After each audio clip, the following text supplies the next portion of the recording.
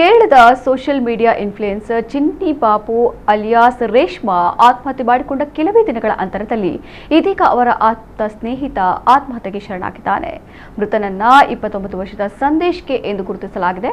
ಕಾಸರಗೋಡಿನ ಮನ್ನಿಪಾಡಿಯಲ್ಲಿರುವ ತಮ್ಮ ನಿವಾಸದಲ್ಲಿ ನೇಣು ಬಿಗಿದುಕೊಂಡ ಸ್ಥಿತಿಯಲ್ಲಿ ರೇಷ್ಮಾ ಆಪ್ತ ಸ್ನೇಹಿತ ಸಂದೇಶ್ ಪತ್ತೆಯಾಗಿದ್ದಾರೆ ಎಂದು ತಿಳಿದು ಬಂದಿದೆ. ಫೆಬ್ರವರಿ 9ರಂದು ಚಿನ್ನು ಪಾಪು ಎಂದೇ ಜನಪ್ರಿಯರಾಗಿದ್ದ ರೇಷ್ಮಾ ಕಾಸರಗೋಡಿನ ಬಾಡಿಗೆ ಮನೆಯಲ್ಲಿ ನೇಣು ಬಿಗಿದುಕೊಂಡು ಆತ್ಮಹತ್ಯೆ ಮಾಡಿಕೊಂಡಿದ್ದ ಸ್ಥಿತಿಯಲ್ಲಿ ಪತ್ತೆಯಾಗಿದ್ರು.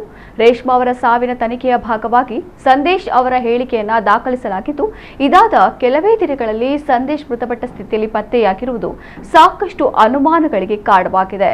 ಚಿನ್ನು ಪಾಪು ಹಾಗೂ ಸ್ನೇಹಿತ ಸಂದೇಶ್ ಅವರ ಸಾವಿನ ನಡುವೆ ಏನಾದರೂ ಸಂಬಂಧವಿದೆಯೇ ಎನ್ನುವುದರ ಬಗ್ಗೆ ಕಾಸರಗೋಡು ಪೊಲೀಸರು ತನಿಖೆ ನಡೆಸುತ್ತಿದ್ದಾರೆ ಎಂದು ವರದಿಯಾಗಿದೆ.